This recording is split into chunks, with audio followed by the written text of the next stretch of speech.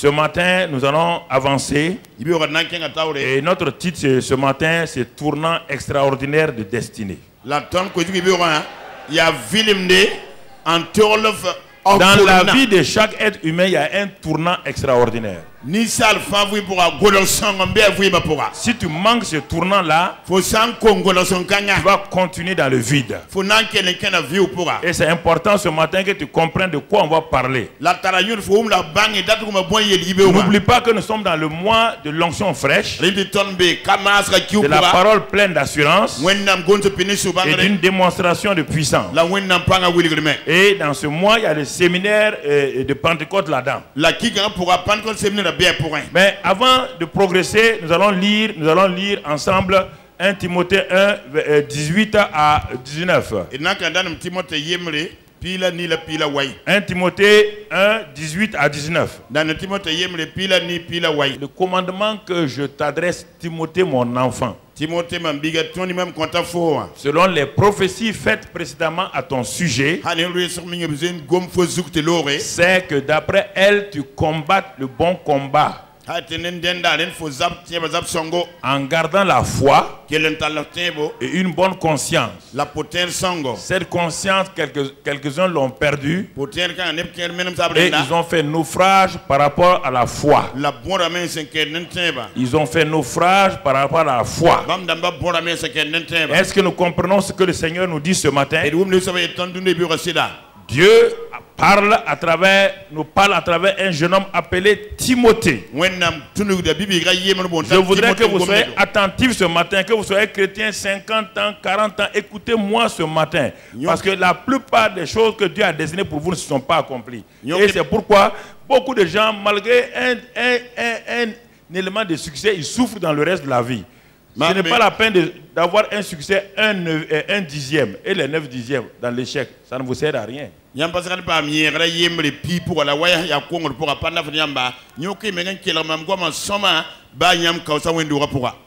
parle ici de 3 choses dans la vie de Timothée. Timothée était un jeune homme qui a été avec Paul. Regardez, malgré l'autorité de Paul, malgré la puissance qu'il a, regardez comment il est en train de souffrir avec un jeune homme pour que ce jeune homme-là entre dans sa destinée. C'est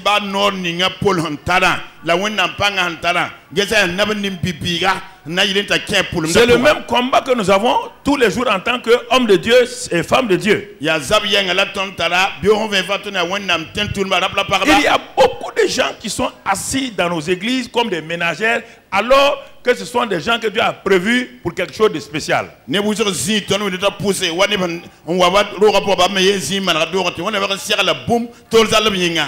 Et ce sont des chrétiens, ils vont à l'église. Mais leur destinée, parce que Dieu a créé chaque chose pour un but spécial. De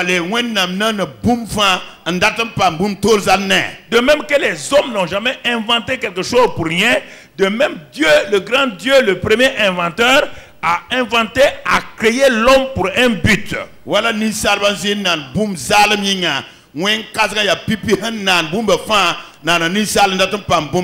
Et dès le moment où Dieu vous a créé, comme on l'a entendu et comme je vous l'ai déjà dit, dès que Dieu vous a créé et que Dieu vous donne un plan, l'ennemi se positionne pour que ce plan ne se réalise jamais à 100% dans votre vie.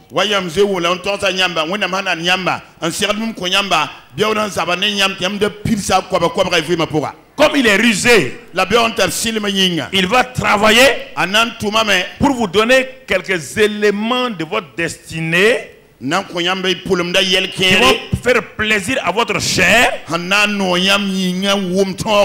Il est prêt à vous donner de l'argent. Il est prêt à enlever sa main sur votre argent pour que vous ayez l'argent. Mais les autres aspects de votre destinée qui doivent faire de vous un homme établi, il va l'empêcher afin que ça se réalise. Vous aurez l'argent tout ce que vous voulez, mais jamais la paix, ni la joie, ni la victoire. Il sait que Dieu vous a appelé à être un grand évangéliste. Il va vous donner il va vous permettre de faire quelques guérisons, miracles, mais vous ne serez jamais heureux parce que vous n'allez pas entrer. Les gens vont vous appeler prophète, prophétesse, mais vous n'allez pas entrer. Quand vous avez fini de prophétiser, vous partez à la maison avec des larmes. Faites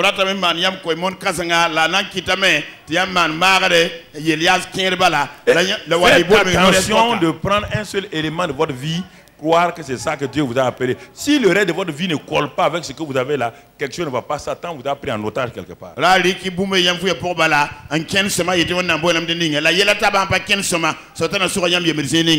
grand Paul, l'homme qui il a tous les dons, il a tous les ministères. Il a autour de lui des jeunes apôtres, des jeunes évangélistes et parmi eux Timothée. Il a imposé les mains sur Timothée lui-même. Il a appelé le collège des anciens de l'église d'imposer les mains sur Timothée. Parce que ce jeune homme-là a une destinée formidable. Ils ont prophétisé. Dès que la prophétie sort, ton combat spirituel commence. La plupart des gens vous êtes assis parce qu'on a prophétisé, vous avez eu des visions dans votre enfant ou quoi. Mais pourquoi ça ne se réalise pas?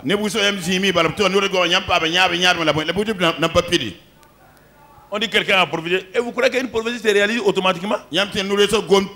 Vous croyez parce qu'un homme de Dieu a prophétisé sur vous que Satan va vous applaudir et laisser passer la prophétie? C'est l'erreur que les gens ont dans les églises et ils flattent les gens. Écoutez-moi. J'ai eu plusieurs visions. J'ai eu des rêves. Depuis mon enfant, pourquoi Dieu m'a sauvé 3 fois de la mort? Parce qu'il a un but pour moi. Mais je peux finir ma vie sans accomplir ce but-là. Malgré que Dieu a fait ça là. Est-ce que ce que Dieu voulait pour ma vie est totalement accompli? Dieu veut que ce soit son pasteur, que ce soit son évangéliste, que ce soit son disciple. Mais mon frère, Satan s'opposera à chaque pas que je fais. Il va s'opposer. C'est pourquoi il y a des choses que je ne dis pas aux gens. Il ne faut pas dire aux gens, Dieu m'a dit de faire ça. Si vous dites ça, si vous révélez Satan, vous bloquera. Il fera tout pour que vous ne l'accomplissez pas. Faut éviter. C'est votre propre bouche qui vous perd. Parce que dès le moment où tu ouvres ta bouche pour dire, qui l'a entendu? Les démons l'ont entendu. Ils envoient l'information au ciel. Satan dit fais tout pour que cela ne s'accomplisse jamais. La plupart des gens vendent leur vie à Satan sans savoir qu'ils ont vendu leur vie à Satan en allant raconter aux gens, Dieu m'a dit ça, que je vais faire ça. Et pourquoi vous ne faites pas? Pourquoi vous ne faites pas?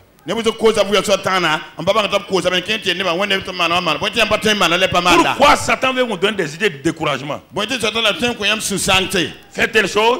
Quand vous voulez faire seulement, des jours seulement, vous avez des problèmes. Vous avez des problèmes de santé, vous avez des problèmes négatifs, vous avez des épreuves, il vous empêche de faire. Dès que vous voulez faire le projet, Satan vient et il vous empêche de faire. Vous ne savez pas ça? Ok. C'est ça le vrai problème. C'est ça le problème. Dieu a un but pour chacun d'entre vous. Timothée, Dieu dit à Timothée, Paul dit à Timothée, je ne comprends pas. Ta mère, ta grand-mère avait la foi. Ta mère avait la foi. Et toi-même, tu as la même foi. Mais pourquoi tu n'opères pas? Pourquoi tu n'opères pas? Moi-même, j'ai fait l'imposition des mains. Un homme qui a tous les dons du Saint-Esprit. Un homme qui est apôtre, prophète, docteur, pasteur. Un homme que Dieu a enlevé pour aller au ciel. Il était là où est assis Dieu même. Il a imposé les mains sur Timothée. Il a appelé le collège des anciens. Il a imposé les mains sur Timothée. Et Timothée est en train de traîner encore. Pourquoi? C'est ça qu'on revient sur le verset 1 Timothée 1, verset 18 et 19.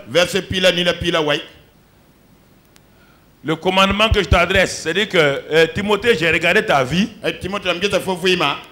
Selon les prophéties, j'ai regardé ta vie. On ne dit pas une prophétie, les prophéties faites précisément à ton sujet. Les prophéties. Il y a des gens qui sont habillés de prophéties ici, mais pourtant ça ne fonctionne pas. Ne cherchez pas les prophéties. Les prophéties vous mettent automatiquement en face de l'ennemi. Il dit, selon les prophéties faites précisément à ton sujet. À ton sujet. Mais regardez ce que Paul laisse le verset. Regardez ce que Paul dit.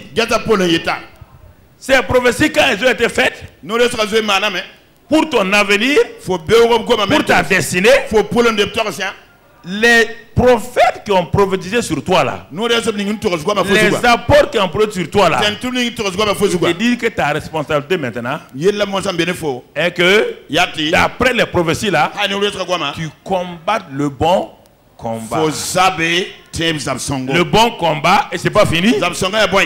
Quel combat? En gardant la foi et une bonne conscience. Si tu vis dans le péché, la mauvaise conscience viendra. Et Satan va paralyser ta destinée. Il faut arrêter de mettre votre destinée en chose entre les mains de Satan. Trois choses. Tu combats le bon combat. Ta vie de prière. Ta vie de prière doit passer des petites prières à un combat de prière. Que tu arrêtes la télévision, que tu arrêtes de choses et que sinon ta destinée tu ne l'accompliras pas. Je vous parle clairement ce matin. Tu ne l'accompliras pas. Chaque fois que tu veux faire un projet, Satan te laisse faire les petits projets. Mais le projet de ta destinée, il va t'empêcher de l'accomplir. Il y a des choses corollaires dans la vie des gens. Mais il y a la chose principale. Satan te laissera faire les choses secondaires. Les choses secondaires. Il n'affecte pas ta destinée. Il va te laisser faire des choses secondaires. Les choses secondaires. Il va te laisser faire des campagnes d'évangélisation. De guérir les malades. Mais en ce temps-là, toi tu as un problème. Quand tu as fini les campagnes là, toi-même tu es en campagne. Dans ta maison.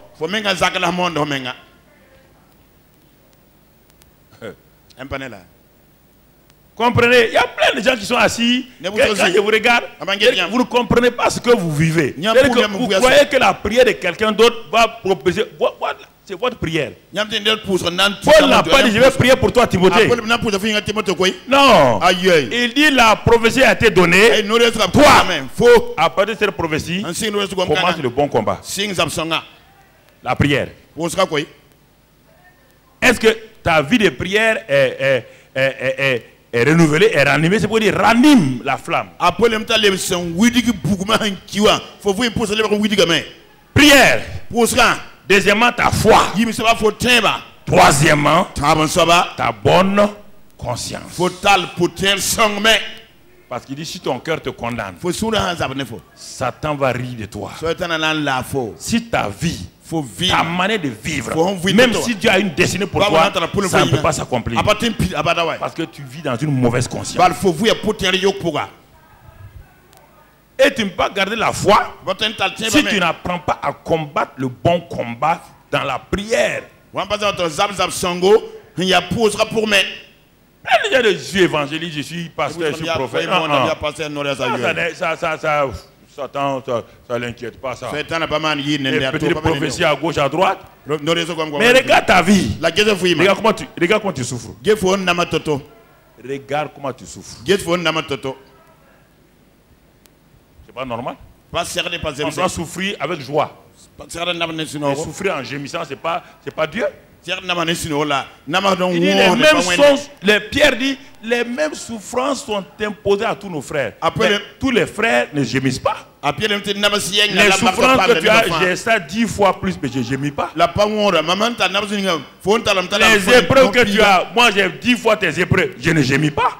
Tu m'as vu gémir. Tu m'as vu venir dimanche matin ici en disant, frère, je ne sais pas ce qui m'arrive. Vraiment, priez pour moi, car je suis en train de traverser. Tu m'as déjà entendu depuis que tu es avec moi. Quelqu'un m'a déjà entendu vous dire ça.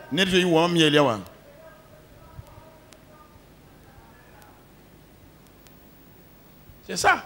Est-ce que vous comprenez? Mais si vous ne prenez pas votre destinée en main, chacun a sa destinée. Je ne peux pas combattre pour ma destinée et combattre pour ta destinée. Jamais. Pas vous mentir. Hein? Non. Je peux t'aider à manifester ta destinée par l'enseignement, par des prières. Mais c'est toi qui es responsable de ta destinée.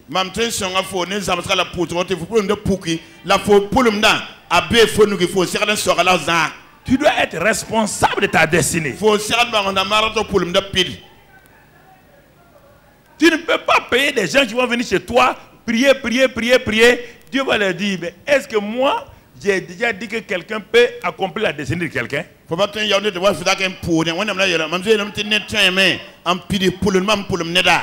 Élisée et Géasi étaient avec Élisée, le plus grand prophète qui a fait plus de miracles qu'Élie, et puis il a mal terminé?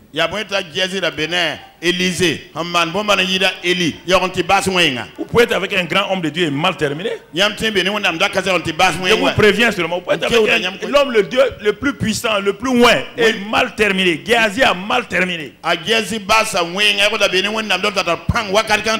que tout son objectif c'est l'argent. Comment s'enrichir? Comment devenir quelqu'un de prospère? À la fin, il a terminé l'épreuve.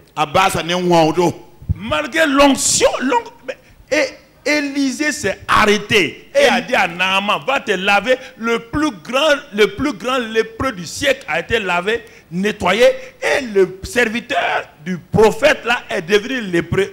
Est-ce que vous comprenez? Élisée, il y a Naaman, c'est un casson de tir, ou quelqu'un qui sont pas pécré. Tu n'aurais pas de tout, tu as un bar, tu ouais, une seule parole d'Élisée a purifié le plus grand lépreux dont même Jésus va se référer. Même Jésus va parler de Naaman. Il y avait des prophètes en Israël. Il y avait des prophètes dans le monde. Il dit Naaman là, le lépreux le plus terrible là, c'est lui qui a été guéri par une seule parole d'Élisée.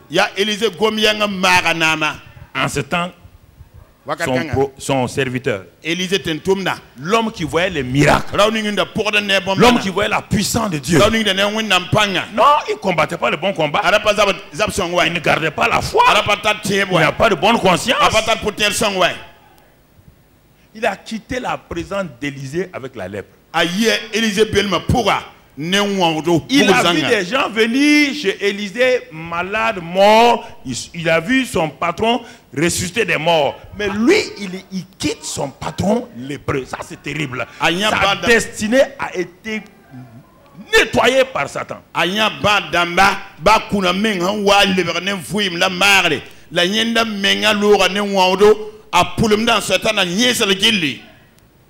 Je vais vous parler sérieusement. Parce qu'on a déblayé le terrain depuis 5 mois. Depuis 5 mois, on parle des choses qui déblayent le cœur pour avoir une bonne conscience. Alors, si tu continues à croire que les prophètes, il faut les louer, il faut les construire un château, ils n'ont qu'à dormir chez toi. Mais il n'y aura rien. Ils ne peuvent pas accomplir leur destinée, ils vont accomplir ta destinée comment? Est-ce qu'il y a un prophète qui est plus grand que Paul? Est-ce qu'il y a un prophète qui est plus grand qu'Élisée? Regardez, ils sont en train de lutter, lui avec son fils spirituel, l'autre avec son serviteur. Le pasteur ne peut pas accomplir la destinée de quelqu'un. Le pasteur doit accomplir sa propre destinée. Il t'aide maintenant. Il te donne des clés. Ces clés, tu les utilises pour ouvrir les portes de ta destinée. Si toi, tu refuses ça là, rien ne se passera. Ok. Mon frère, ma soeur, regardons ce matin. Regardons un homme. Allons dans Juge 6 maintenant. On a déjà vu ça, mais on va le reprendre sous l'angle de ce que nous, dans ce mois de l'onction fraîche.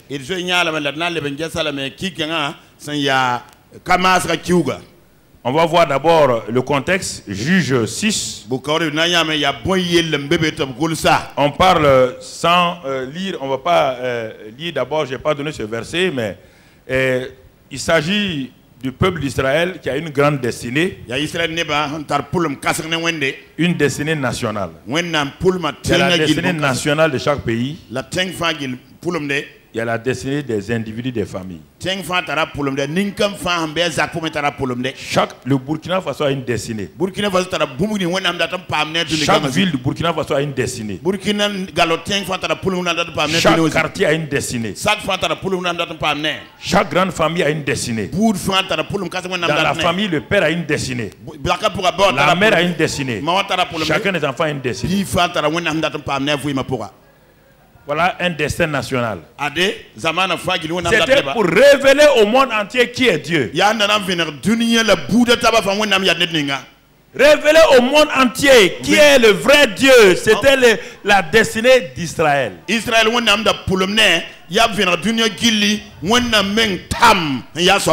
Dieu les a délivrés par la main puissante qu'il a étendue en Égypte. Les voilà maintenant esclaves, ridiculisés, humiliés, le peuple de Dieu. Et regarde ta vie, regarde ta vie. Comment Satan t'humilie, le monde t'humilie. Regarde comment les gens crachent sur toi. Et tu es là, tu ne te bouscules pas. Regarde, tu ne peux pas dire autrement parce que tu leur donnes l'occasion de cracher sur toi et de cracher sur ton Dieu. Regarde. Guess what? Ils sont humiliés. Ils vivent dans des cavernes, dans des trous comme des loups et des renards. Dieu est assis au ciel, il regarde son peuple, il remet la tête. Les anges ont peur de parler à Papa bon Dieu parce qu'il est tellement affligé pour ses enfants que même les anges n'osent pas lui parler parce qu'ils ne comprennent pas ce qui leur arrive. Et regarde ta vie. Il ne faut pas vous tromper. Regarde ta vie. Quand Papa bon Dieu te regarde, est-ce qu'il rit? Ou bien c'est Satan qui est en train de ricaner de Papa bon Dieu? Il t'a béni, il t'a donné beaucoup de choses, mais ta vie n'a aucune victoire, aucune paix, aucune joie. Rien. Rien. Tu te vends de quoi? Un homme qui est dans la défaite, une femme dans la défaite va se vanter de quoi? Ils sont ridiculisés, humiliés. Et l'économie nationale israélite est en crise. L'ennemi vient détruire toutes leurs bases économiques. Lisez là-dedans leur liberté. Ils sont prisonniers de Satan. Parce que Satan ne veut pas qu'ils réalisent leur destin mondial. De révéler Dieu aux hommes.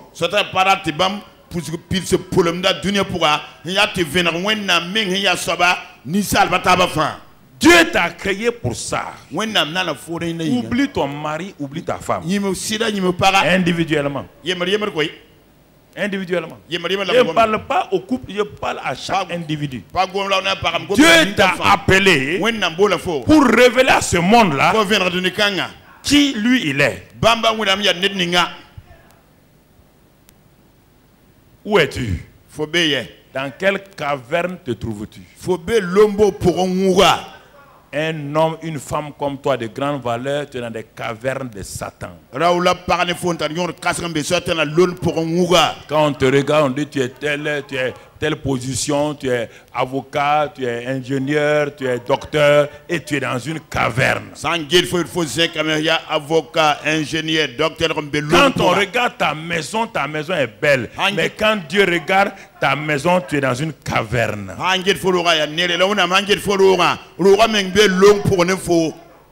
Caverne de toutes sortes de choses. Satan a creusé des cavernes et il t'a pris, il t'a mis là-bas.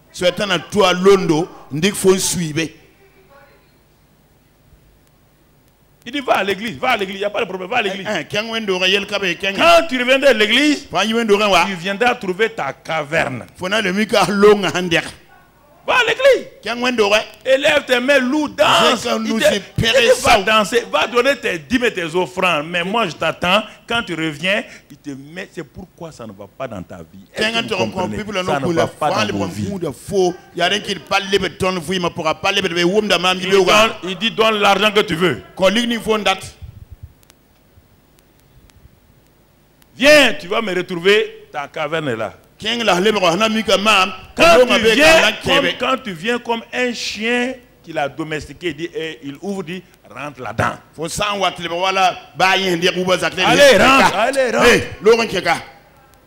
T'enferme. Il connaît les heures, de réunion de l'église. Quand les heures arrivent, il ouvre et il sort. Va. N'oublie pas que je t'attends. Qu'est-ce qu'il a fait Israël? Lisez. De verset 1 au verset 10. Lisez. Économiquement, ça ne va pas. Physiquement, ça ne va pas. Ils sont malades. Ils sont malheureux, très malheureux. Ils sont dans le gémissement. Pourtant, ils sont le peuple de Dieu. Pourtant, la présence de Dieu est avec eux. Mais ils sont plus malheureux que les Égyptiens. La plupart des chrétiens sont plus malheureux que les gens du monde. Est-ce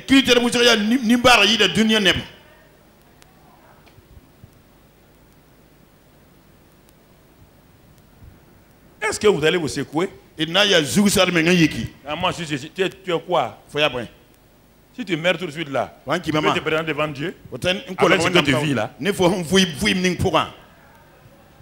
savais pas de dire moi j'ai fait, non. Si tu meurs tout de suite là. Si ton âme t'en va, est-ce que Jésus va s'arrêter à la porte et dire bon et fidèle serviteur entre? On va envoyer un ange pour dire non, ce monsieur là, déviez-le. Mais il partait à l'église. Il partait à l'église. Il y a des bancs à l'église, non? Les bancs là n'ont pas un ministère. Ils soutiennent mon peuple tous les jours. Mon peuple s'assoit sur eux.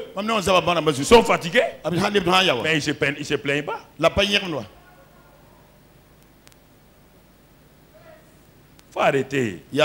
Arrêtez de vous séduire. Arrêtez de vous séduire. Arrêtez. Alors, dans cette situation, la Bible dit quand le malheureux crie, l'Éternel l'entend. Ils ont commencé à reconnaître ça ne va pas. C'est pas la vie que Dieu nous a donnée, ne peut pas être la vie que nous menons là. Ça ne peut pas être la vie divine comme ça. Toi-même tu sais que ce qu'on appelle la vie abondante, c'est pas ça que tu mènes. Tu sais que la vie de victoire là, dont la Bible parle, ce n'est pas ça que tu mènes. Ils ont dit non. La vie que Dieu vient nous délivrer de l'Égypte. Nous avons vécu pendant un temps dans la vie abondante. Nous avons vu aucun malade parmi nous. Aucun peuple ne pouvait nous vaincre. On a vécu dans la sanctification. Pas de pauvreté, rien. Pas de bagarre entre les familles. Mais aujourd'hui, nous sommes humiliés, maltraités, malades, fatigués, languissants, abattus. Quelque chose ne va pas. Ce n'est pas Dieu. Rentrons en nous-mêmes. Arrêtez de penser à ce que vous faites pour Dieu. Regardez à vous d'abord. Ne parlez à quelqu'un que vous avez fait. Non, non, non. Regardez votre vie d'abord. Regardez votre vie. Regardez-la. Regardez-la, frères et sœurs. Ah. Il y a un destin national. Mais ce matin, on va voir une destinée personnelle. On va voir plus tard la destinée nationale, mais aujourd'hui, dans ce temps-là, chaque personne avait une destinée. On va voir, Dieu va extraire un individu, un exemple, ou un échantillon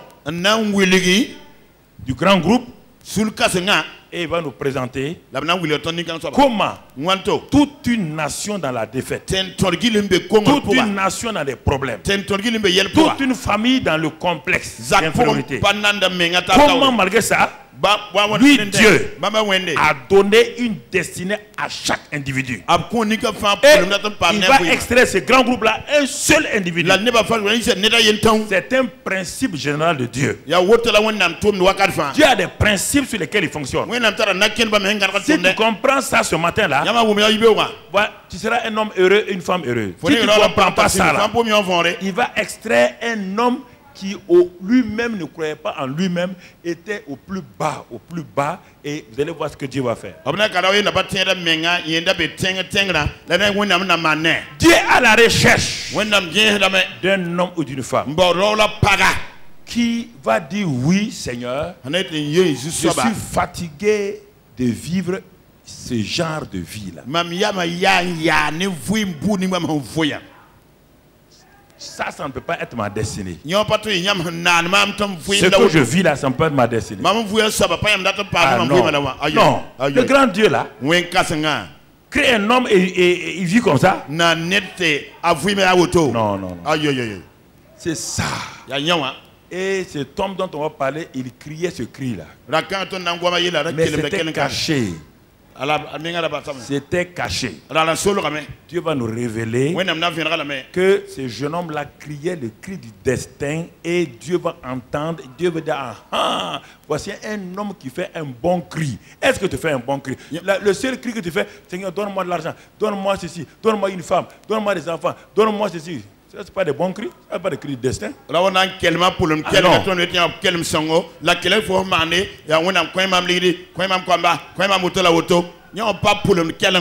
Ton pays est dans la souffrance. Ta famille est dans la souffrance. Tu es en train de chercher seulement des choses pour toi. Des choses pour toi. Ça ne va pas.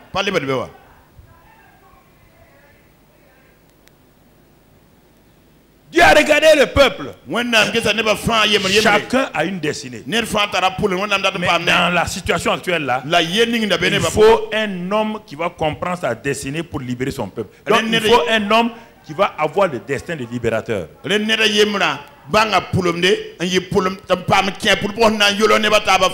Non, Dieu n'avait pas besoin en ce moment là de lever un homme qui va devenir prospère. Non, il a laissé tous ceux qui ont le destin de prospérité, il les a laissés de côté. Il a pris un homme qui d'abord va libérer les gens de l'emprise de l'ennemi et maintenant ils vont entrer dans leur prospérité. Parce que la prospérité ne donne pas sur place ce que tu dois avoir. Alors,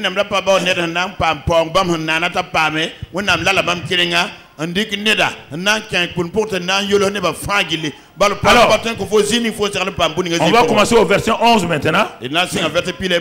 Puis vint l'ange de l'Éternel et il s'assit sous le térébinthe d'Ophra, qui appartenait à Joas de la famille d'Abiézer. Vous voyez, Dieu présente toujours une famille de destinée. Il présente et ensuite il va mettre le zoom des caméras célestes sur un individu.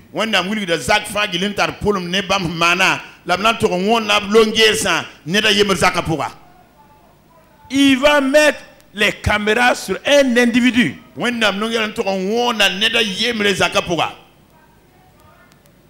On dit, il s'appelle Gédéon, qui veut dire coupeur et renverseur donc de destinée.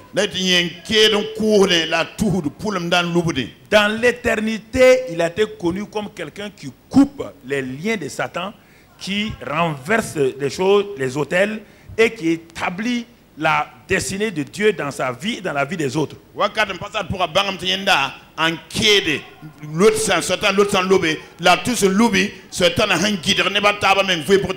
Mais là, pour le moment, il était coupé et renversé lui-même.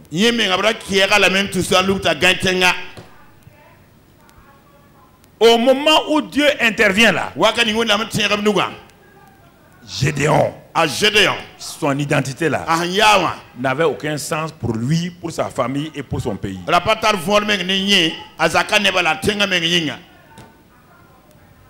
Vous voulez des choses? Non.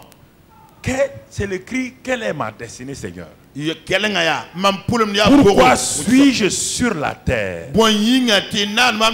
Jésus dit, je suis descendu du ciel. Écoutez, vous ne lisez pas ce que Dieu dit. Je suis descendu du ciel. Non pas pour faire ma volonté, mais pour faire la volonté de celui qui m'a envoyé. Celui qui t'a sauvé là. Quelle est sa volonté pour ta vie? Il ne t'a pas sauvé pour faire des affaires. Il t'a sauvé pour un but. Quel est ton but si tu es au Burkina?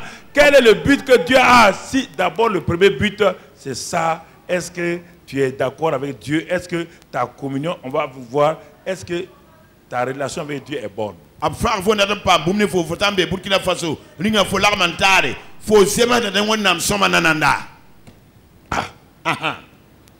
Il était assis. L'ange est venu et il s'assit sous le térébinthe d'Ophra. Térébinthe d'Ophra. Et qui appartenait à Joas, le père de famille. Le père de famille s'appelle Joas. Qui veut dire l'Éternel soutient et donne. Et c'est lui le vrai. Son nom a un grand sens. L'Éternel soutient et donne. Et pourtant, c'est lui qui va prendre toute sa famille en otage. Et les pères de famille, c'est vous qui prenez vos familles en otage. Un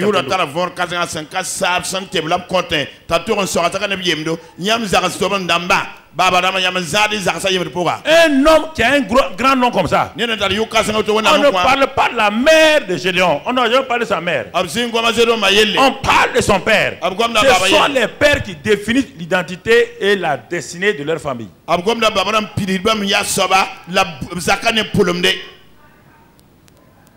L'Éternel se souvient et il donne. C'est ça Joas. Et ce Joas, père de famille, il fait partie de la grande famille d'Abiézer, dans la grande famille d'Abiézer. Et ensuite, de quelle tribu? La tribu de Gédéon est de quelle tribu? Donc, Abiézer veut dire quoi? La grande famille veut dire quoi? Abiézer veut dire père de secours. Un père de secours. Le grand-père Abiézer, père de secours. Le papa lui-même, l'Éternel se souvient et donne. Gédéon, Dieu te donne le pouvoir de couper et de renverser. Trois excellents noms, mais qui ne fonctionnent pas.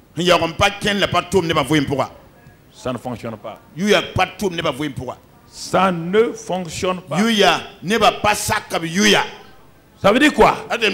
Nouvelle création. Fils et filles de Dieu. Ton père est l'Éternel. Le chef de famille s'appelle Jésus-Christ de Nazareth. Et le Saint-Esprit est là. Tu fais pas de cette famille-là. Et pourtant, tu ne fonctionnes pas. Tu ne fonctionnes pas. Pourquoi tu ne fonctionnes pas? Gédéon, son fils, battait du froment. On continue. Au pressoir pour le mettre à l'abri de Madian. Toute leur vie maintenant, toute leur vie, la vie d'Israël, on le montre ici avec le cas de Gédéon. Il n'y avait aucune victoire. La seule chose, de faire vite les choses pour te protéger contre qui? Contre qui? Madian.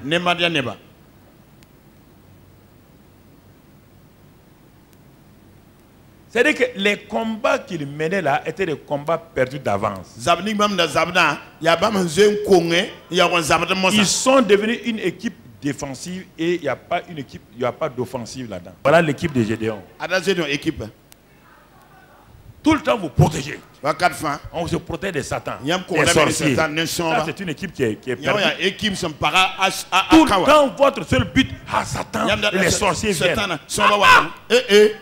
L'équipe de Jésus, l'équipe de Dieu, tout le temps sur la défensive. Comment vous allez vous vaincre? Comment allez-vous vaincre? Appelez des gens dans votre maison, tout le temps de venir prier pour vous contre les sorciers. Le jour qu'un sorcier pose un acte contre vous, ça marche, c'est fini pour vous. Vous vous en sortez plus. Puisque vous êtes incapable de réagir. Arrêtez de vous laisser livrer entre les mains des gens comme des victimes. Arrêtez. Arrêtez, mon frère. Et au verset 12 maintenant, il dit, et l'ange de l'Éternel lui a apparu et lui dit, l'Éternel est avec toi, vaillant héros. La verset puis le c'est quand ça mène que pour que maintenant Gédéon en yela mam pour da fo ganda sainga. Écoutez quelque chose. Quel répond quoi? C'est pas ce jour-là qu'il était un vaillant héros. Pas balar balla Gédéon le ganda sainga. Non. Aïe. Dieu est obligé de te dire qui tu es. Parce que tu es dans l'ignorance.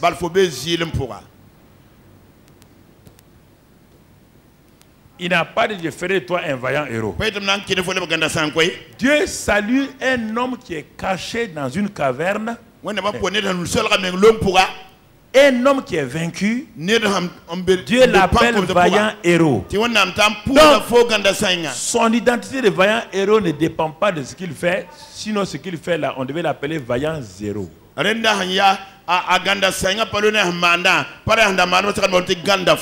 C'est par là, si tu veux entrer dans ta destinée, il faut d'abord savoir qui tu es en Christ. Ça va te permettre de réagir de la bonne manière. De la bonne manière, tu vas réagir. Il dit, mais non seulement Dieu est avec toi. Toute destinée commence lorsque tu es conscient que Dieu est avec toi et que ce Dieu qui est avec toi t'a donné une destinée éternelle.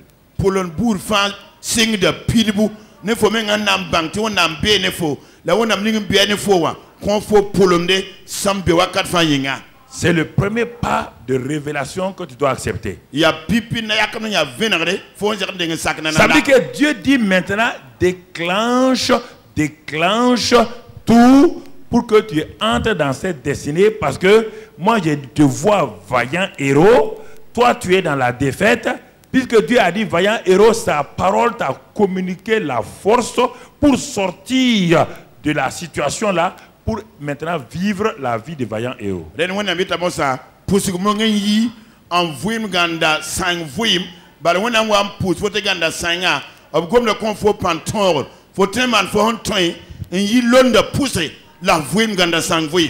Le fils prodigue était assis dans un lieu de défaite. Et il avait été enseigné par son père que quand tu es dans des situations difficiles, il faut réagir toi-même. Puisqu'il est un fils. Il sait que son père est un grand roi. Il sait que son père est puissant. Mais lui, il est tenu dans un endroit où ils vivent les cochons. Il a commencé à combattre le bon combat. Il a décidé, il a pris sa décision de sortir de ses cochonneries. Il a pris la décision de couper ses liens impurs. Il a pris la décision de sortir de la fornication et de l'adultère. Il a pris la décision de sortir dans le vol et dans la manipulation, dans la corruption. Il a pris la décision. Tant que tu ne prendras pas de décision, Dieu ne fera rien. Dieu ne fait absolument rien.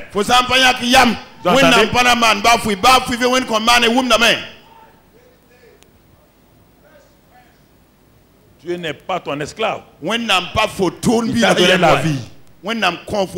Agis. 15 ans, 20 ans, les gens prient pour vous, vous ne sortez pas et vous ne vous changez pas d'attitude. J'ai vu que tu seras un grand et tu es toujours un petit, tu es là et tu ne veux pas réagir.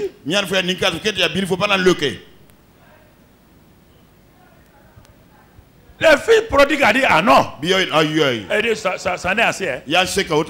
Comment? J'ai expérimenté deux sortes de vie. La vie abondante chez mon père, la vie de médiocrité ici. Il a comparé les deux vies. C'est que vous n'osez pas comparer vos deux vies, c'est pourquoi vous ne voulez pas sortir. Ou là où vous voterez, le cochon aime la boue.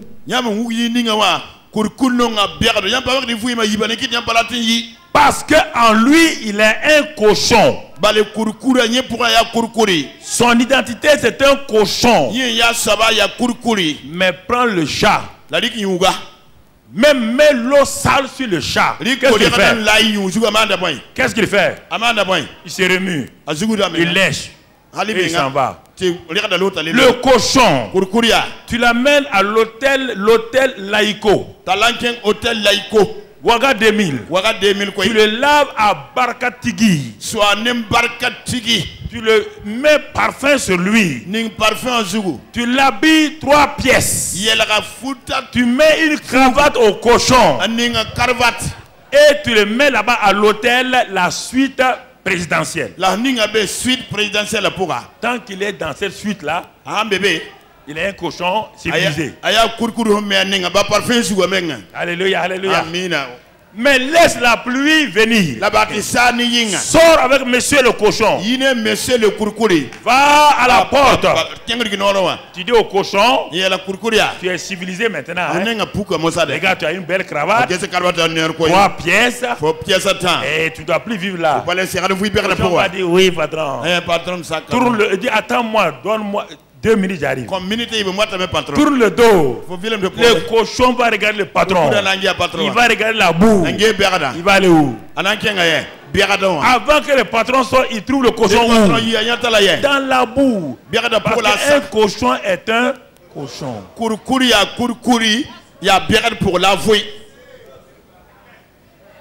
Mais là, un prince, même s'il est dans une cochonnerie, il se remue. Non. Ah non.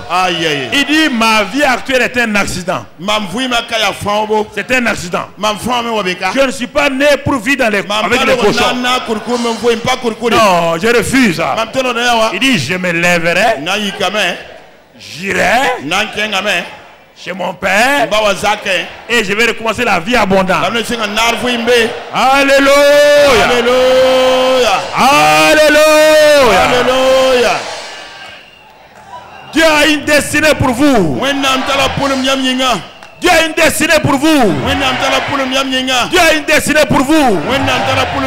Dieu n'a même pas commencé avec vous encore. Vous ne savez pas. Les grandes choses sont devant. Alléluia. Alléluia. Mais prenez la décision. Il dit qu'il est avec vous, vaillant héros. Alors, Dieu vient te dire, vaillant héros. Il te fait un honneur. Et tu restes caché, couché là-bas. Donc tu n'es pas conscient alors. C'est ce qu'on appelle à Timothée bonne conscience.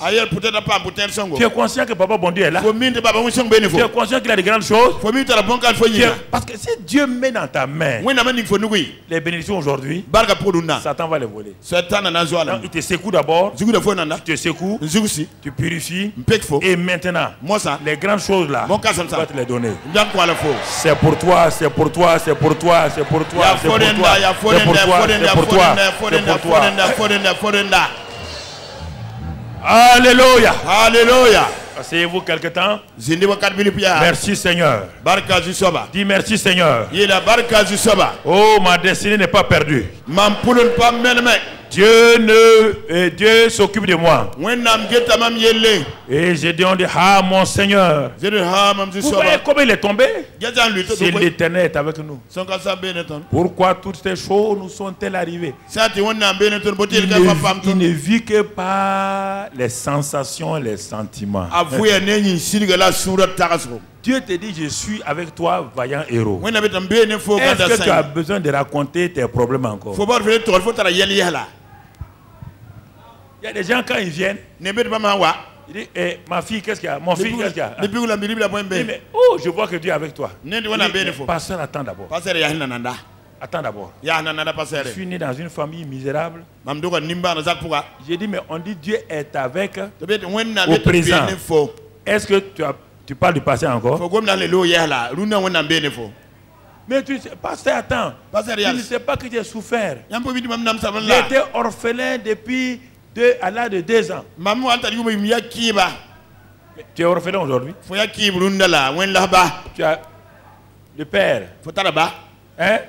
Ton grand frère Jésus. Et le Saint-Esprit qui est avec toi. Tu es orphelin? Arrête de parler de ça. Les gens aiment magnifier leur passé. Ils magnifient leur passé. Ils élèvent ça. Ils parlent de ça. Donc, ça veut dire quoi? Que ta vie présente est le résultat de ton passé. Donc, ton futur même est paralysé par ton passé. Ne sais-tu pas que Satan est le Dieu des passés ratés? Satan est le Dieu des passés ratés. Jésus-Christ est le Dieu du présent glorieux. Tu entends? Et là, du passé effacé et du futur excellent. Il a 3 buts, Satan n'a qu'un seul but. Mais c'est pas une affaire d'être... non. Il faut croire ce que Dieu te dit. Vous devez croire ce que Dieu vous a dit. Il dit, vaillant héros, je suis avec toi. Ce que tu dis là, Dieu n'a même pas répondu. Les murmureurs, Dieu ne répond pas. Dieu ne répond pas. Regardez ce qu'il a dit là. Il a parlé. Regardez, je vais vous le lire simplement. On va voir si Dieu va l'écouter. Il dit, ah mon Seigneur, si l'Éternel est avec nous, pourquoi toutes ces choses nous sont-elles arrivées? Où sont tous ces prodiges que nos pères nous racontent? Quand ils disent, l'Éternel ne t'a-t-il pas fait monter hors d'Égypte? Maintenant l'Éternel nous abandonne et nous livre entre les mains de Madian. C'est ça qu'il devait dire à Dieu. Qu'est-ce que Dieu a dit? Lui parle de ses pères. Dieu parle à qui?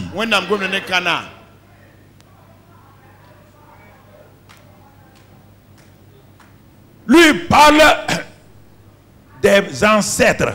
Dieu parle de qui? De lui-même. L'Éternel avec toi, vaillant. Est-ce qu'il a dit vaillante famille? Il a dit vaillant peuple, il est vaillant héros. Il est avec toi. Je n'ai pas besoin que tu me racontes autre chose. Est-ce que Dieu ne connaît pas votre passé? Est-ce que Dieu ne sait pas que Gédéon est dans la défaite? Arrêtez de raconter des sottises là. Attendez, que vous racontez là? Que vous voulez raconter? D'où vous venez? Ça intéresse Dieu? Aïe.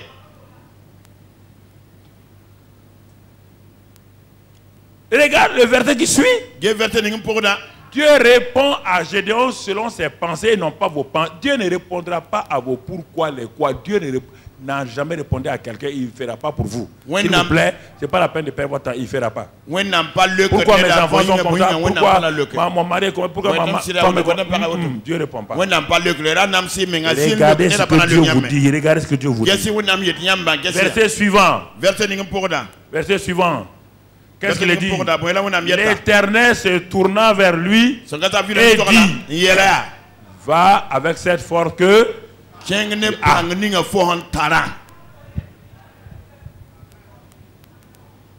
vous ne comprenez pas, hein? Ce n'est pas une promesse, hein? C'est une déclaration de fait. L'Éternel est avec toi, vaillant héros. Il te dit aujourd'hui là, après d'aujourd'hui, sors de cette situation dans laquelle tu es. Si tu ne changes pas ton mental, est-ce que tu vas aller? Quand il dit va, ça veut dire quoi? Tu as accepté ce qu'il t'a déjà. Ça fait combien d'années il vous parle, vous refusez, tout le temps vous êtes dans la même histoire, dans les mêmes problèmes. Ça veut dire que quelque chose ne va pas, vous n'avez pas accepté que Dieu a dit que vous êtes une nouvelle création.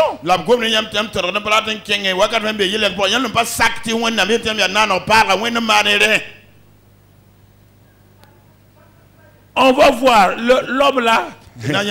On n'est pas arrivé à la délivrance, on va arriver. Mais d'abord, il n'y a pas de délivrance si tu ne comprends pas ce que Dieu est pour toi.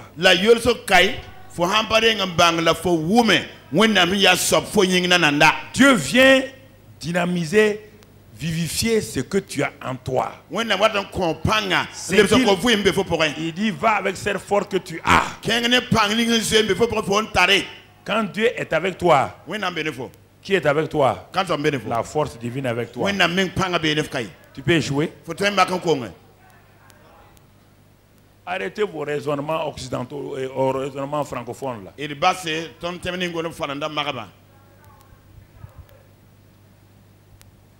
Non, c'est pourquoi j'ai changé ma mentalité.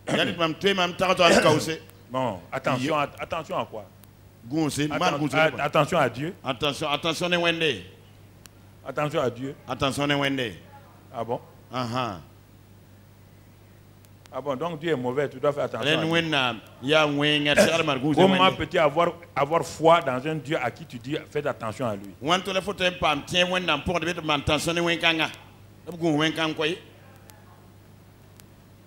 Je vous pose la question. Est-ce que dans cette phase-là, Dieu a parlé des parents de Gédéon? Est-ce qu'il a parlé des problèmes de sa grande sœur? Est-ce que Gédéon, s'il était marié, est-ce qu'il a parlé de ses enfants? Est-ce qu'il a parlé de sa femme? Dieu d'abord parle à toi. Laisse tomber ta mère, ton père d'abord. Dieu, au temps convenant, il va parler d'eux.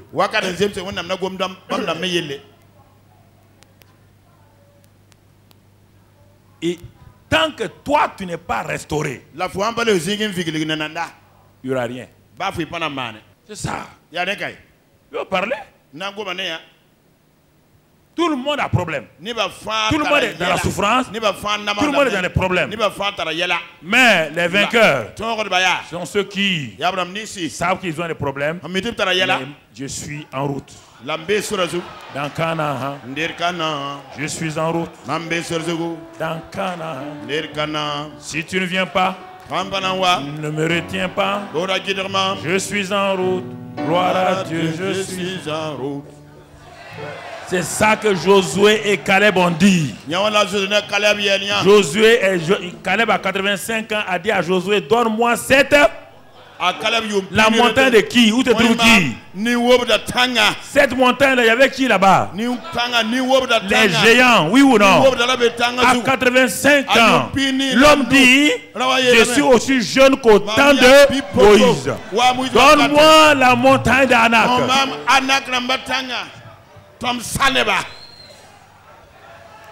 Vous devez, mon ami, regardez-moi. Si vous me regardez, si vous avez confiance, vous devez marcher comme ça. La vie divine est en toi. La vie abondante est en toi. La vie victorieuse est en toi. Dieu a un destin pour toi. Pour tes enfants, Dieu a un destin. Dieu a un avenir pour toi. Dieu a des grands projets pour toi. Dieu va t'élever. Personne ne peut te rabaisser. Parce que le Dieu puissant est avec toi. Il ne peut pas échouer.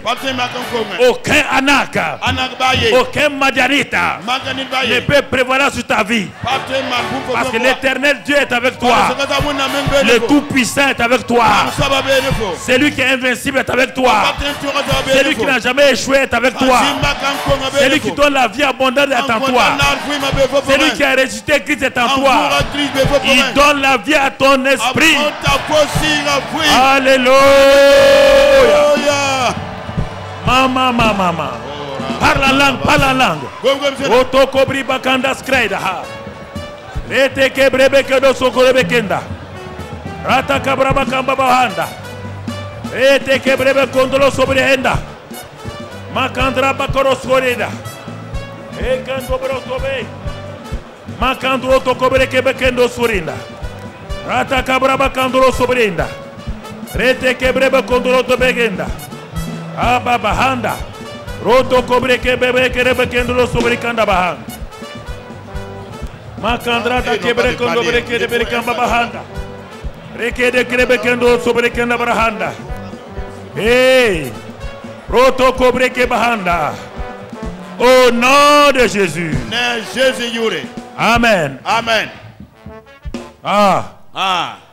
Alléluia. Alléluia. Va avec cette force que tu as.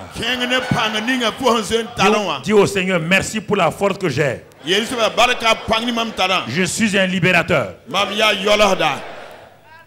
Car tu es avec moi.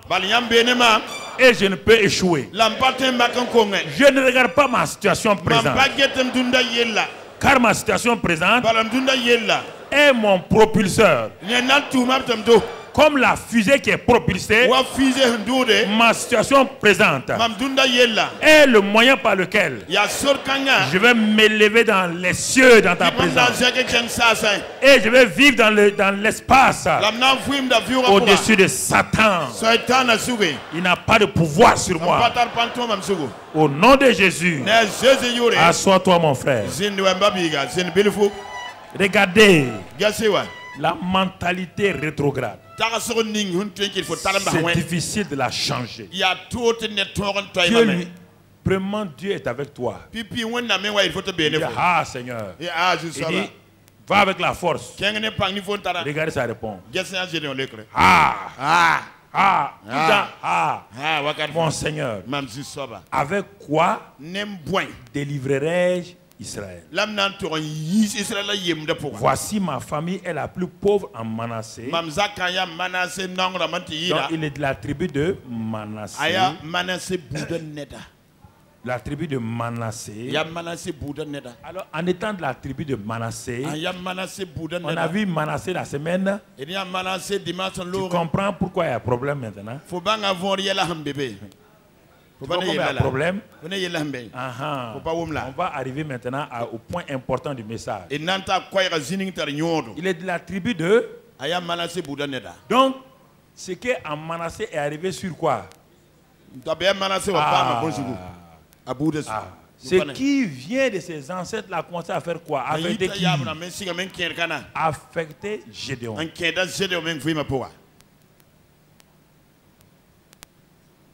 La tribu de Manassé. Et ma famille est la plus pauvre. Le plus petit dans la maison. Et je suis le plus petit dans la maison de mon père. L'Éternel lui dit, Mais je serai avec toi et tu battras Madian comme un seul homme. Tu battras Madian comme un seul homme. Madian ne peut rien contre toi au nom de Jésus. Ah, ça c'est la deuxième chose qu'on va voir maintenant. Et c'est important. Donc, il y a quelque chose que Gédéon même dit. Il ne comprend pas tout, mais c'est-à-dire qu'il sait que quelque chose ne va pas chez lui. Il a décrit sa famille vue du point de vue naturel. Je suis né dans une famille pauvre. Je suis né dans une famille recomposée. Je suis né dans une famille uniparentale. Je suis né dans une famille alcoolique. Ta destinée ne dépend pas de ton père et ta mère. Je suis né dans une famille divorcée. Non. Non, non, non, non. Je suis né dans orphelin. Non, mon frère. Il a parlé, il a donné des raisons naturelles, des raisons sentimentales. Dieu est au courant de tout ce que tu es en train de lui dire. Dieu n'a pas besoin d'être informé. Il y a des gens qui vont informer Dieu, ils croient qu'il prie. C'est lui qui t'a créé. Et pour la question, est-ce que ce micro que je tiens dans ma main, il peut aller parler à son inventeur des problèmes que lui il a? Quel défaut lui il a? Qui l'a inventé? Il le connaît mieux, non? Pourquoi vous passez votre temps à dire à Dieu ce qu'il sait déjà de vous? Et vous dites que vous avez prié. Vous n'avez pas prié? Vous avez perdu votre temps. Vous devez aller manger.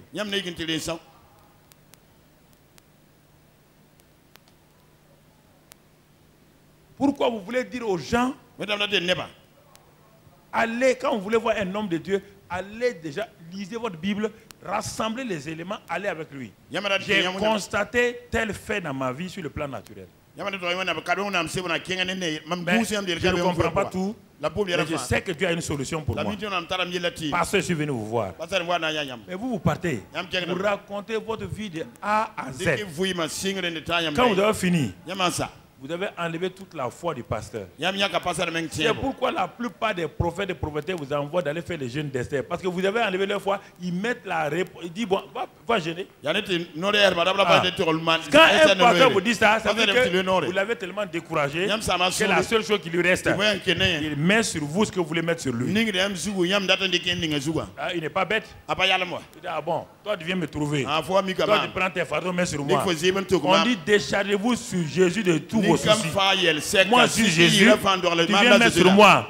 Alors il met un fardeau sur toi. Il va faire le jeûne de Moïse. Et il s'est dit, avant de finir, ça peut-être tu es mort. Quand on vous distribue des jeûnes, c'est faux. Le gars n'a pas de réponse, il te donne un jeûne. Le moyen pour faire quoi? C'est débarrasser de toi. Quand vous sortez de ça, vous êtes content? Toi qui n'as jamais jeûné une demi-journée là, tu as un problème. Même quand tu ne bois pas café au lait là, à 10 h déjà tu as un problème. On dit d'aller jeûner 3 jours.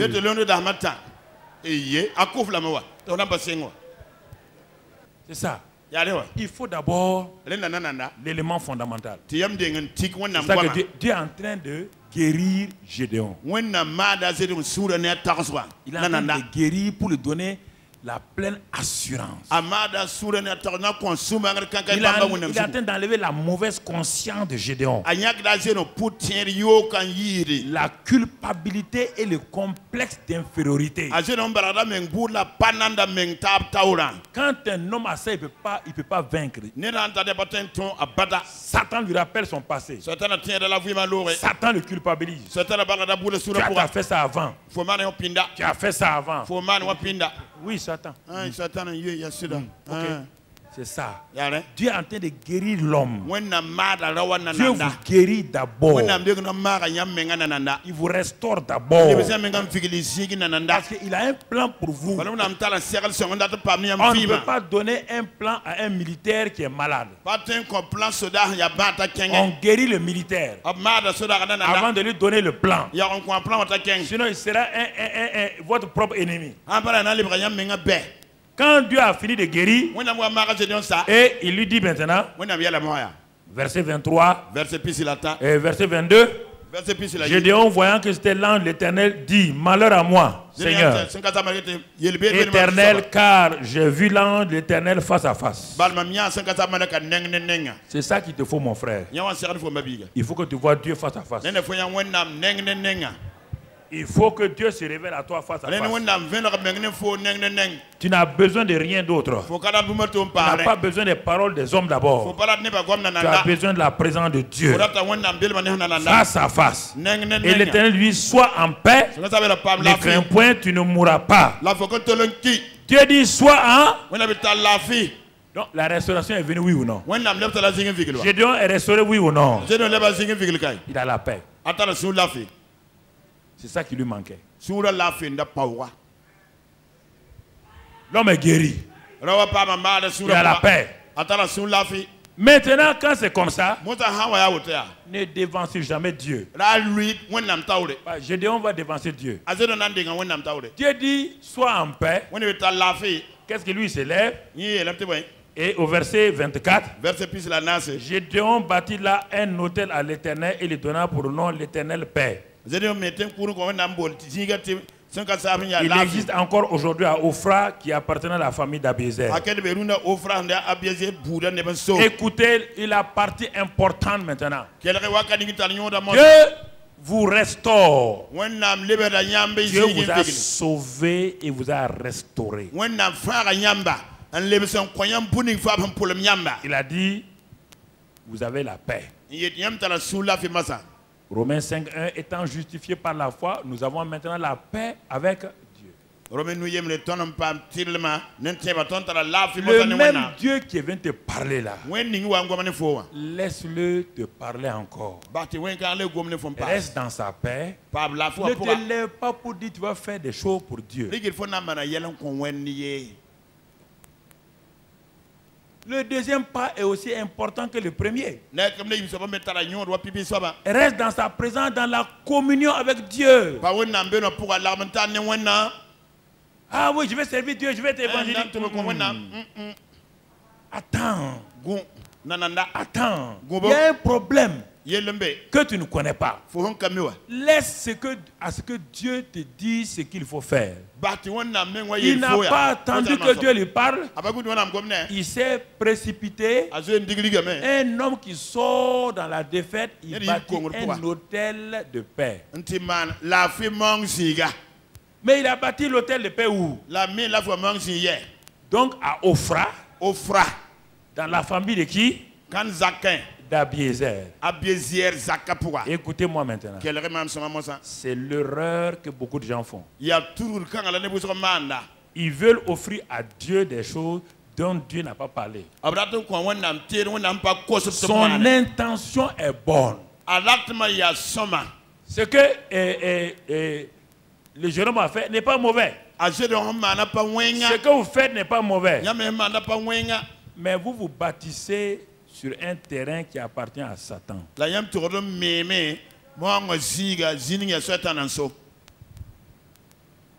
Vous avez lu ça plusieurs fois. Regardez le verset 25. Regardez le verset 25. Dans la même nuit où il a bâti quoi? Il a bâti quoi? L'autel là. Dans la même nuit, l'Éternel dit à Gédéon, prends le jeune taureau de ton père et un second taureau de 7 ans. Renverse l'autel de Baal qui est à ton père et abat le pieu sacré qui est dessus. Verset 26. Tu bâtiras ensuite et tu disposeras sur le haut de ce rocher là un autel à l'Éternel ton Dieu. Tu prendras le second taureau et tu offriras un holocauste avec le bois de l'idole que tu auras abattu.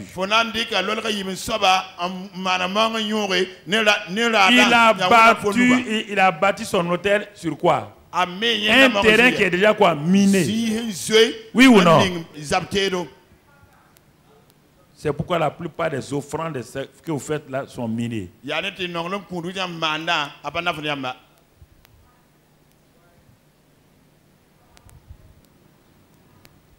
La bonne volonté. On va faire ça pour Dieu. On va faire tel programme. Dieu t'a parlé. Dieu dit, Gédéon. Voilà ce que tu dois faire.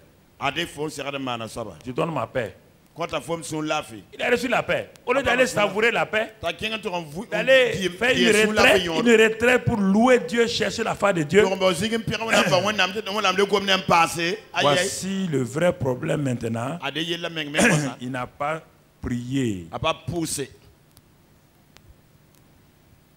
Les bonnes choses ne viennent pas toujours de Dieu. C'est pourquoi, frères et sœurs, quel que soit ce que Dieu vous a dit, il faut aller dans un temps de prière. Si vous n'allez pas dans le temps de prière, ce que vous organisez là, c'est artificiel. Ça n'a pas de racine. Quand l'ennemi va se lever contre vous, il va détruire ça en un clin d'œil. Et il va faire de telle manière que ceux mêmes que vous avez aidés seront contre vous. Vous serez déçus. Mais pourtant, c'est moi qui ai aidé ces jeunes gens-là. C'est moi qui ai... Est-ce que Dieu t'a parlé? Est-ce que Dieu t'a dit c'est maintenant? C'est aujourd'hui le temps du salut.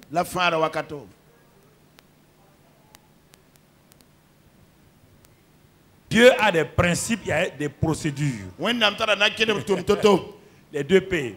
Il y a un troisième, je ne vais pas vous dire maintenant. Les principes et des procédures. Qu'est-ce que Dieu lui dit? On revient, Dieu dit quoi? Renverse l'autel de Baal. Renverse. Vous voyez bien le mot? C'est le verset... la fin du verset 25. Renverse l'autel de Baal qui est à ton père. Ton père est ton mentor. Dès le moment où il a un autel là-bas, tout autel que tu bâtis, tu peux pas combattre l'autel de ton père. Regarde quels sont les autels que tes parents ont bâtis. Quels sont les autels que tes parents ont bâtis? Regarde ta vie. Regarde ta vie. Les mêmes problèmes reviennent régulièrement. Les mêmes problèmes reviennent régulièrement. Tu dis cette fois-ci je vais changer. Mais dans 1 mois, 2 mois, ça revient.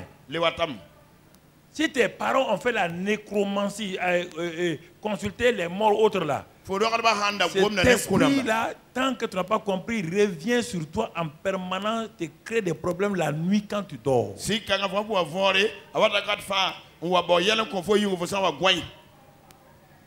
Viens sur, quand tu vois ces choses-là, sache qu'il y a un autel qui n'a pas été renversé quelque part. Quand l'argent rentre dans ta main, ça sort. L'argent rentre, ça sort. Il y a un autel qui n'a pas été renversé. Il Il y a des gens qui ne sont pas pauvres parce qu'ils n'ont pas d'argent. Hein. L'argent rentre, ça sort. Ça reste pas.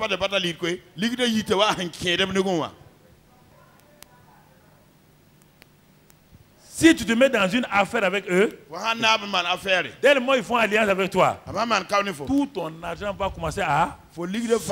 Donc, rapidement, quand tu vois ça, il faut dire, mon ami, il y a un hôtel que tu n'as pas renversé. Pourquoi l'argent sort comme ça? Pourquoi l'argent sort de ta main? Le mari vient avec l'argent.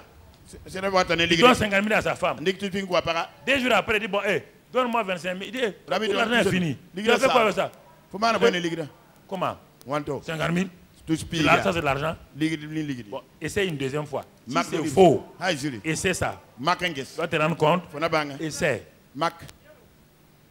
Tu vas voir. Il y a un problème. Elle ne sait même pas où l'argent est parti. Elle ne sait pas. Il n'y a pas de nouvelles chaussures. Il n'y a pas de nouvelles robes. Même elle n'a pas acheté du riz. L'argent est parti. Il dit renverse l'autel de Baal. Baal a pris en otage ton futur. Baal a bloqué ta destinée. Baal, il a bloqué. Ton père a amené Baal, c'est pas toi. Pour renverser la situation, pour que tu impactes les gens, c'est pourquoi je t'ai restauré. Parce que ton père est sacrificateur de Baal. Je l'ai appelé être mon Joas, ça veut dire l'Éternel fait quoi? Mais il a laissé ça. Il est devenu sacrificateur de Baal. C'est pourquoi ta destinée est prise. C'est pourquoi tu dis que la pauvreté. Ton père aussi a reçu ça de Manassé. Manassé. Il a répandu cet esprit-là. Voici ton problème, mon frère, ma soeur. Pourquoi l'argent ne reste pas? Pourquoi les amitiés ne restent pas? Pourquoi quand tu as des amis, ils disparaissent? Pourquoi quand des fiancés, des hommes sortent derrière toi, jeune fille, et ils disparaissent sans même laisser leur trace? Pourquoi? Qu'est-ce que ton père a fait? Qu'est-ce que tes grands-pères ont fait? Sont-ils vendus au Baal et aux Astartés? Est-ce qu'ils ont une même mise sur ton futur? Et ce matin, tu dois renverser tout hôtel de Baal familial. Tout hôtel de Baal. Dans tous les domaines de ta vie, tu dois renverser ça au nom de Jésus. Il faut refuser. C'est pourquoi Paul dit à Timothée le bon combat. Le bon combat. Qu'est-ce que ton mari a tissé avec Baal? Toi, tu vois, les gens qui viennent chez ton mari, là, ils sont de quel groupe? Ils sont de quel club? Tu dis que ton mari a des amis. Regarde, les amis de ton mari, là, demande à ton mari. Tu vas voir, il va se taire. Les gens qui viennent chez nous, là, ils ne vont jamais à l'église. Tu dis ce sont tes amis. Ils sont dans quel groupe? Il va se taire. C'est-à-dire que lui-même, il a déjà pris en otage ta maison. Il a déjà pris en otage ta maison. Il ne va pas dire la vérité. Ce sont mes amis. Quand tu vois un mari qui se fait comme ça, là, ça veut dire un problème. Il sait ce qu'ils vivent, mais il ne va pas faire. Et c'est pourquoi dans ta maison, là, tu as des problèmes. Dès qu'il rentre dans ta maison, il vient dans ta maison, parole négative. Et quand il voit que la femme, là, est chrétienne, ils vont tout faire pour le nuire. Et comme son mari est leur ami, et comme son mari est leur partenaire, toi, si tu ne te lèves pas, ils vont te créer problème. Ils sont pleins dans la ville comme ça. Vous avez des amitiés que vous ne voulez pas couper. Parce qu'ils vous ont déjà eu. Vous savez que la vie qu'ils mènent n'est pas correcte. Comment pouvez-vous, vous la lumière, vous asseoir des gens de ténèbres? Pourquoi vous ne voulez pas que les gens de lumière viennent chez vous? Dès que vous quittez l'église, vous rejoignez vos amis qui sont dans les ténèbres. Vous Vous n'invitez jamais un bon chrétien chez vous. Vous invitez des chrétiens qui ont une vie comme ça. Vous avez peur qu'il vous révèle la vie que vous menez. Frères et sœurs, renvers l'autel de Baal. Et il n'y avait pas seulement l'autel de Baal, il y avait une idole. Un pieu sacré. Un arbre sacré. Un arbre sacré. Je vous ai raconté l'histoire de cette famille-là. Le père était dans des clubs. Et il a vendu chacun de ses enfants à ces clubs-là. Et chacun de ses enfants arrivait à un âge, ils avaient des problèmes. Ils ont réussi à l'école. Hein? Sur le plan de l'école, ils ont des diplômes, ils ont des bonnes positions. Ils ont l'argent. Mais aucun de ces enfants, quand les filles se marient, divorcent. Les garçons, les maris quittent. Et les femmes quittent. Ils ont l'argent, ils ont tout, ils ont des voitures. Rien ne reste. Alors une des filles s'est convertie. Quand elle s'est convertie, elle a su que son père avait un hôtel de Baal. La révélation lui a été donnée. Il dit, regarde les arbres qui sont devant votre cou familial. Non, papa aime les beaux arbres. Il a planté 5 arbres devant sa cour familiale.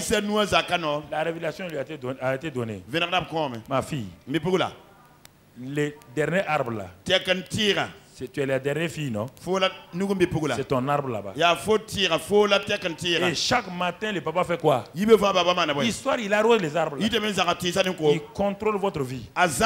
Vous les 5 enfants là, votre papa vous a vendu à son club. Il y a des gens qui m'écoutent, qui me regardent maintenant. Ils savent ce que je dis là. Vous avez vendu vos femmes et vos enfants. Vous n'êtes pas heureux. Mets-moi les choses sur moi. Vous n'êtes pas heureux. Écoutez, vous allez mourir bêtement. Écoutez-moi sérieusement. Je vous parle, oui, c'est à vous que je parle. Quel que soit ton grade, c'est à toi que je parle. Quelle que soit ta position sociale, c'est à toi que je parle. C'est pourquoi regarde les accidents. Regarde les morts qui arrivent dans ta famille. Tu en es la cause. Tu n'arrêtes pas. Tu seras le prochain cadavre. La parenthèse est fermée maintenant. Écoute-moi. Les 5 arbres étaient là. Quand la fille a su ça, elle dit ah bon? Elle a pris sa voiture la nuit. Elle a loué 2 gars. Écoute, hein, ils avaient des haches. Vers 2 heures du matin. Ils ont posé la voiture là un peu loin. Elle a monté aux 2 gars là. L'arbre qui la représente là. Les 2 gars ont marché. Allez. Ils ont coupé. Coupé. Sans faire de coupé. Enlever les racines. Dès qu'ils ont pris l'arbre avec ses racines, ils ont mis dans la voiture. La fille a démarré. Le papa s'est réveillé. Il dit elle m'a échappé. Il est sorti. Il va au dehors, le 5e arbre n'est pas là. Il dit, elle m'a échappé. Il y a des pères qui ont vendu leur famille il y a longtemps. Les hôtels de Baal. Les hôtels de Baal, ce sont des alliances. Pour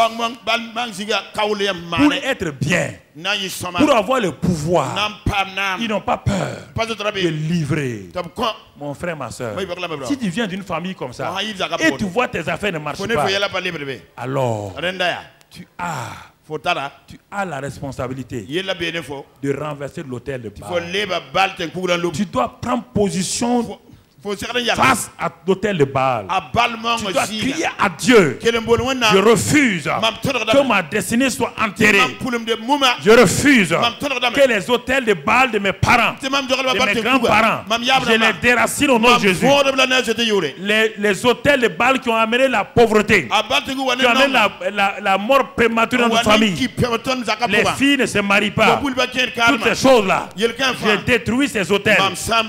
Ces autels-là qui m'amènent à marcher dans la fornication, dans l'adultère.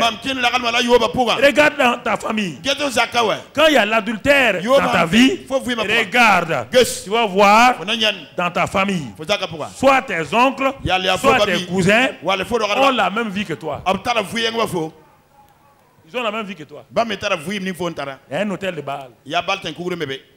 Toi, tu expliques que non. Il n'y a pas à expliquer. Explication kabekawa. Aucun n'arrive à garder sa femme. Nerba yem par batem pane lende yinze. Aucun n'arrive à garder son mari. Nerba yem batem pane sirene na akalalalo. Tes sœurs a dit non, non. Oh, nous on est libre. On ne se marie pas parce que le mariage c'est un esclavage. Quand tu entends une femme dire ça, ça veut dire qu'il y a un hôtel de Baal. Il y a un hôtel de Baal quelque part. C'est parce qu'elle ne contrôle pas. Un hôtel de Baal.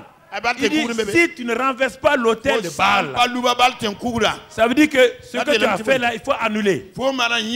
Ton hôtel que tu as bâti là n'a aucune force devant l'hôtel de Baal. Il dit, renverse d'abord l'hôtel de Baal. Ça veut dire, renverse l'hôtel que toi-même tu as bâti là. Renverse ça. Parce qu'il est sur une mauvaise fondation. Quand tu vas renverser, bâtis maintenant un hôtel à l'Éternel des armées. Il dit, ah, la père a saisi Gédéon. Il dit, mon père était un grand sacrificateur, hein? Était un grand féticheur. Dieu dit, bon, si tu sais, va la nuit. Il a pris des gens la nuit, il a déraciné tout. Quand les gens du village sont levés le matin, ils sont venus pour adorer le fétiche. Baal. Ils ont trouvé, c'est parti. Qui a fait ça? Ils ont cherché. Ils ont trouvé que c'est Gédéon. Les gens de vos pères là. Sors l'enfant là. En ce moment où l'hôtel a été renversé, le père a eu quoi? Le père a été quoi? Délivré. La délivrance a commencé où? Dans la maison. C'est ça ta responsabilité. La délivrance a commencé par qui? Le père étant délivré. Tout le monde sera quoi? La racine étant détruite. Est-ce que l'arbre peut vivre encore? Est-ce que l'arbre familial maudit peut vivre? Chaque branche est un enfant. Maintenant que l'arbre a été détruit, le père a été quoi? Libéré. Libéré. Troisième chose, pour terminer le verset 34. Maintenant, il va entrer dans son ministère de délivrance. Et pour cela, Dieu dit, Gédéon fut revêtu de l'esprit de l'Éternel. Ah, le Saint-Esprit peut rester maintenant. Il est à l'aise. Premièrement, la présence de Dieu. La bonne conscience, la foi, la prière, l'autorité. Premier élément. Deuxièmement, renverser les hôtels. Dans ta vie, les hôtels de mensonges, les hôtels de fornication, mais aussi renverser les hôtels de tes parents. Quand tu fais ça, tu purifies toute ta vie, tu purifies ta famille. Troisièmement maintenant, le Saint-Esprit, dans ce mois-là, le Saint-Esprit vient sur toi et alors tu vas voir, Gédéon a libéré son peuple. Voilà, tel est le message introductif du mois de juin 2014 et on va le développer avec le séminaire de Pentecôte pour que tu comprennes. Regarde bien, les choses ne marchent pas. Des avortements répétés de tes enfants. Avortements répétés dans ta famille. Les gens prennent grossesse 6 mois seulement. Les médecins disent on ne comprend pas, mais pourtant l'utérus tout va bien. Il y a eu un hôtel bâti quelque part. Les garçons viennent. À 3 mois de mariage, ils disparaissent sans te dire quoi. Mon gars, qu'est-ce qu'il a dit? Non, c'est fini. Il n'y a pas bagarre. Le démon lui a dit c'est ma femme. Mais il ne va pas te dire ça. Le démon lui a dit si tu l'as tout, tu meurs. Si tu faut, demande-leur un jour. On te dit ça. Le démon leur a dit ça. C'est pour qu'ils disparaissent. Baisse la tête. Baisse la tête, mon ami, toi tu es à la télévision. Baisse ta tête, commence à parler à Dieu. Seigneur, les hôtels de Baal. Les hôtels de Baal familial. Les hôtels de Baal de mes ancêtres. Ce sont ces hôtels-là qui sont sur moi. Ils ne peuvent pas me détruire. Mais ils ont un droit de regard sur ma vie. Parce que mes parents ont donné leur bouche. Moi-même, j'ai donné ma bouche. Seigneur, je me répands ce matin pour mes parents et pour moi-même. J'ai consulté, j'ai fait de toutes sortes de clubs ésotériques. J'ai pratiqué des groupes.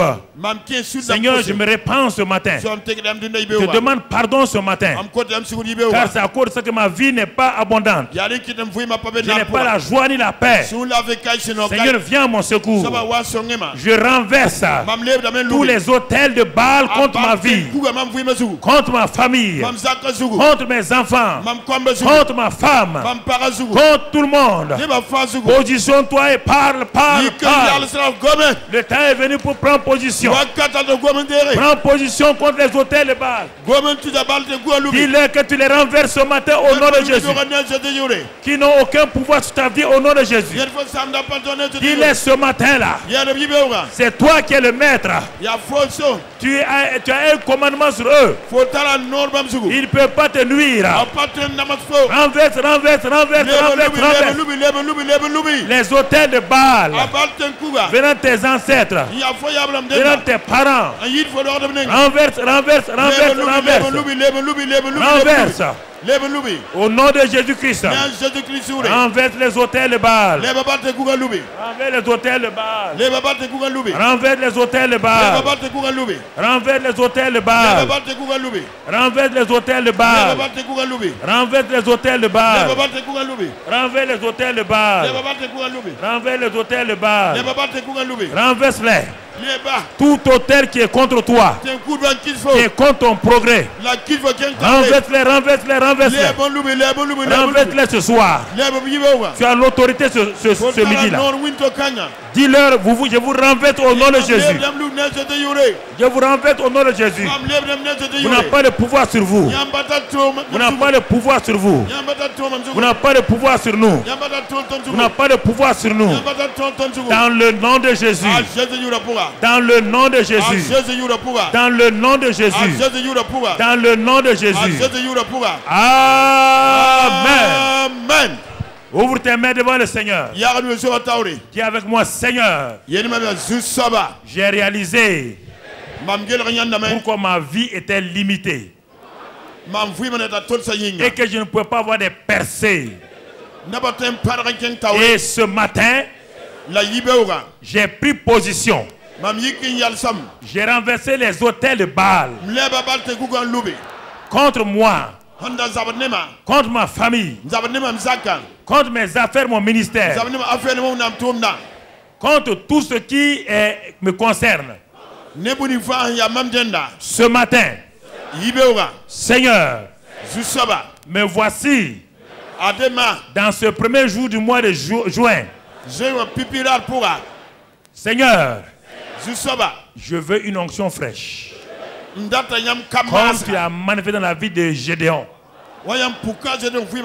Car ma destinée doit s'accomplir. Ma destinée ne restera pas. Que le feu de ton Saint-Esprit détruise maintenant tout voleur de ma destinée. Toute main maléfique qui a atteint ma destinée est brûlée par le feu du Saint-Esprit.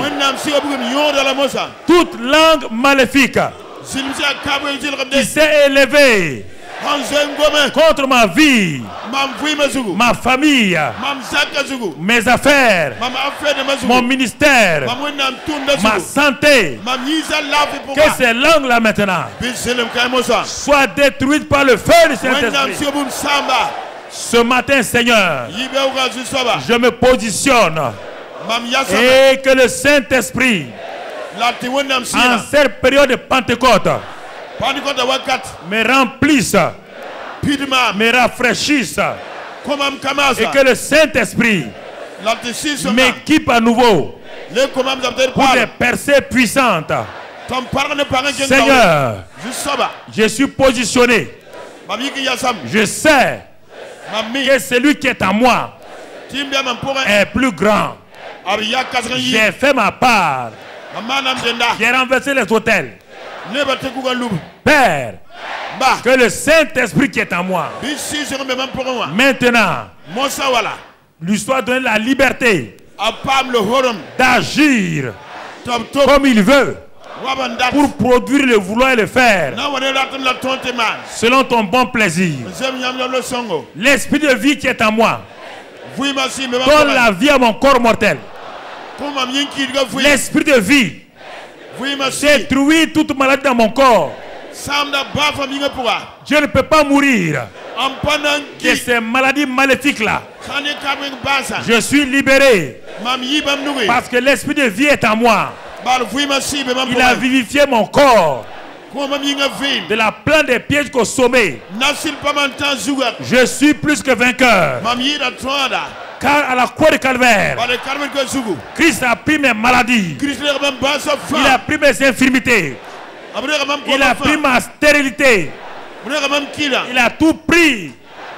Et il m'a donné la santé. Ce matin, je suis libre. La vie divine est en moi. La puissance divine se manifeste. La prospérité m'accompagne. Je ne manquerai de rien. Car le Seigneur est mon bon berger. Il me dirige. Même dans la vallée de l'homme de la mort, il est avec moi. Et il ne permet pas que l'esprit de mort me détruise. Ce matin, Seigneur, j'ai pris position au nom de Christ Jésus. Je ne retournerai plus. Je refuse. J'ai pris une résolution. Je ne regarderai plus à mon passé. Je vais regarder à Jésus-Christ, le chef et le consommateur de ma foi. Merci Père, car tu m'as exaucé, tu m'as béni, tu m'as délivré. Comme Gédéon, je suis un libérateur, un champion de Dieu. C'est lui qui n'échoue plus. La médiocrité est finie dans ma vie. L'excellence est dans ma vie. Parle en langue, parle en langue, parle en langue.